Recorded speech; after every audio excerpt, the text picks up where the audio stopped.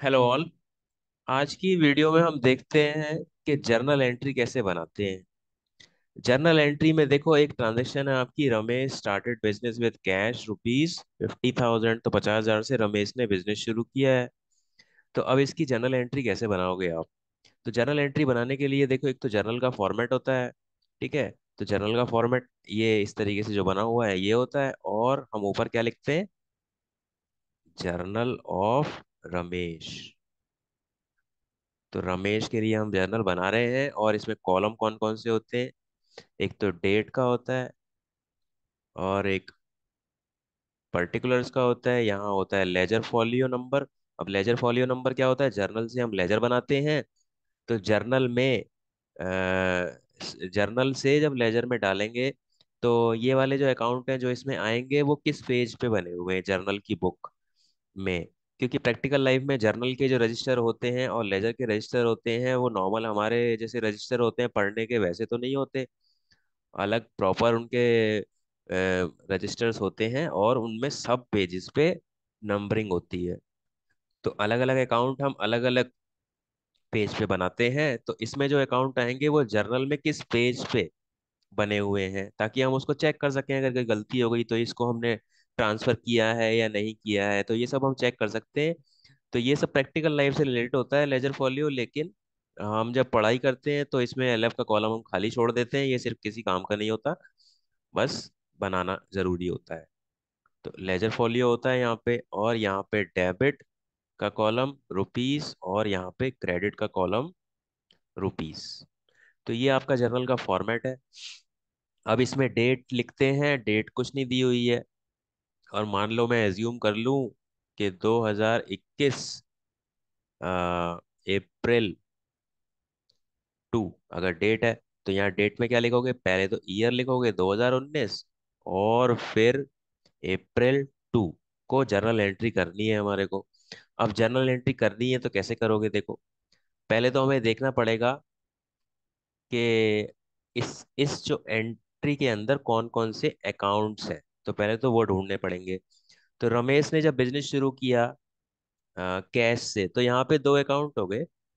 कौन कौन से अकाउंट है? पहला अकाउंट तो हो गया कैश अकाउंट। तो सीधा सीधा हमें दिख ही रहा है कि कैश आ रहा है या जा रहा है।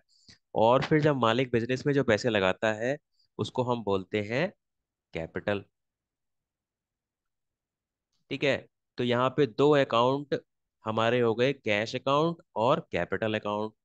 फिर अब हम देखते हैं किस तरीके के अकाउंट हैं, ये जो हम पढ़ चुके हैं पहले ही, टाइप्स ऑफ अकाउंट्स। अब देखो, कैश अकाउंट हमने पढ़ा हुआ है, ये कैश अकाउंट होता है रियल अकाउंट। और कैपिटल अकाउंट होता है पर्सनल अकाउंट। अब ये भी हमने देख लिया। अब हमें देखना है कि इन जो ये जो रियल अकाउंट और पर्सनल अकाउंट के रूल्स क्या होते हैं।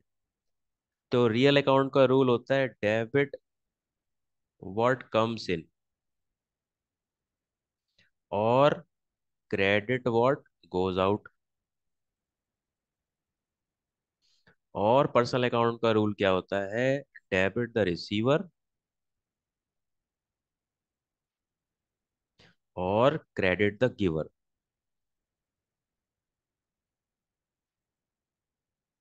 Credit the giver. तो ये देखो, अब इस अकाउंट को हम डेबिट करेंगे या क्रेडिट करेंगे? पहली बात देखो, मालिक ने जब बिजनेस में पैसे लगाए तो बिजनेस के अंदर पैसे आए। तो बिजनेस के अंदर पैसे आए तो डेबिट व्हाट कम्स इन, यानी कि कैश अकाउंट क्या होगा आपका? डेबिट होगा। ठीक है। और पर्सनल अकाउंट का रूल क्या है? Debit the receiver, credit the giver. अब देखो, मालिक तो पैसे दे रहा है। ठीक है, मालिक बिजनेस को पैसे दे रहा है, और अकाउंटिंग में कंसेप्ट्स भी होती हैं कि हम मालिक को और बिजनेस को अलग अलग ट्रीट करते हैं। तो जब मालिक बिजनेस को दे रहा है तो मालिक is the giver, credit the giver. तो यानी कि मालिक का जो अकाउंट है कैपिटल अकाउंट, वो क्रेडिट होगा, और कैश अकाउंट डेबिट होगा। तो इसकी एंट्री क्या हो जाएगी आपकी? Cash account debit to capital account. अब देखो, डेबिट वाली अमाउंट डेबिट में लिखेंगे, ये डेबिट का कॉलम है, और कैश अकाउंट डेबिट हुआ है तो मैंने डेबिट में लिख दिया, और कैपिटल क्रेडिट हुआ है तो मैंने क्रेडिट में लिख दिया।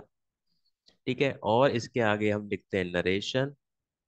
नरेशन में क्या लिखते हैं? बीइंग लिख के जो क्वेश्चन होता है वही लिख दो। Being Ramesh Ramesh started business with cash. अब अमाउंट चाहो तो लिख दो, चाहो तो मत लिखो, क्योंकि वहां बाहर अमाउंट तो लिख ही रहा है। ठीक है, तो ये एंट्री हो गई जर्नल इसकी। रमेश ने बिजनेस शुरू किया कैश से। ठीक है, तो उसकी एंट्री ये बन गई। अब देखो, इसमें और वेरिएशन हो सकते हैं। वेरिएशन क्या हो सकते हैं? रमेश ने कैश से बिजनेस शुरू किया, अगर कोई ट्रांजैक्शन है, अगर कोई ट्रांजैक्शन है कि Ramesh started business with cash 50,000, furniture 60,000, machinery 20,000, और स्टॉक 5,000। अगर क्वेश्चन में ये दिया हुआ है कि रमेश ने जब बिजनेस शुरू किया ये सारी चीजें वो ले आया है, पड़ी हुई थी उसके पास, अब बिजनेस में पैसे लगाएगा फिर ये सब चीजें खरीदेगा, तो उसने क्या किया है, ये सारी चीजें लेके आ गया है बिजनेस के शुरू में ही। तो बस एक चीज आपको ध्यान रखनी है कि ये अगर बिजनेस है तो मालिक अगर बिजनेस में चाहे एक सुई भी लेके आता है तो क्रेडिट क्या होता है? क्रेडिट होता है आपका कैपिटल अकाउंट। और डेबिट क्या होगा? डेबिट वही चीजें होंगी जो वो लेके आएगा। तो ये जो ट्रांजेक्शन है इसमें आप एंट्री कैसे करोगे? अगर ये जो ट्रांजेक्शन है इसमें आप एंट्री कैसे करोगे? इसमें आप एंट्री में आपको यहाँ पे बना देता हूँ बिना फॉर्मेट के। तो यहाँ पे इसकी क्या एंट्री हो जाएगी? Cash account debit 50,000। फिर आपका आ जाएगा फर्नीचर अकाउंट डेबिट 60,000। तो जितने भी चीजें आ रही हैं सबको एक साथ डेबिट कर देंगे। फिर हो गया मशीनरी अकाउंट डेबिट 20,000, और स्टॉक डेबिट। स्टॉक क्या होता है? जिस सामान को हम बेचने के लिए खरीदते हैं उसको स्टॉक बोलते हैं। स्टॉक डेबिट हो गया 5,000 रुपये। अब क्रेडिट क्या करें? क्रेडिट तो अब देखो हमने बता ही दिया था आपको कि मालिक अगर बिजनेस में सुई भी लेके आएगा तो क्रेडिट क्या होगा? Capital account. यहाँ पे हो जाएगा 2 कैपिटल अकाउंट, और अमाउंट क्या होगी? ये जितने भी डेबिट है सबको टोटल कर दो, क्योंकि अकाउंटिंग में क्या बोला जाता है? डेबिट्स के सारे सारे डेबिट्स का टोटल इज इक्वल टू सारे क्रेडिट का टोटल। तो इनका टोटल होता है 50 और 60। एक 10, एक 10 और एक 20, एक 30 और एक 35। तो 2 कैपिटल अकाउंट 1,35,000। तो इस तरीके से अगर मालिक बिजनेस में पैसा लेके आता है तो आप कैश को डेबिट कर दो। डायरेक्ट उसने बैंक में डिपॉजिट कर दिया पैसा तो बैंक बैंक डेबिट कर दो। फर्नीचर लाया है तो फर्नीचर को डेबिट कर दो, मशीन लाया है तो मशीन को डेबिट कर दो, स्टॉक लाया है तो स्टॉक को डेबिट कर दो, बिल्डिंग लाया है तो बिल्डिंग को डेबिट कर दो, व्हीकल लाया है तो व्हीकल को डेबिट कर दो। और क्रेडिट क्या करोगे? और तो बस एक चीज ध्यान रखना है कि मालिक अगर सुई भी लेके आता है तो क्रेडिट कैपिटल होगा। तो यहाँ पे देखो, ये जो एंट्री थी यहाँ भी हमने कैपिटल को क्रेडिट कर दिया, और इन सब में भी कैपिटल को क्रेडिट कर दिया। तो इस तरीके से ये वाली एंट्री थी, और एक एंट्री के साथ मैंने और दो तीन मिलती जुलती एंट्रीज भी बता दी हैं आपको। और that is it for this lecture. Thank you.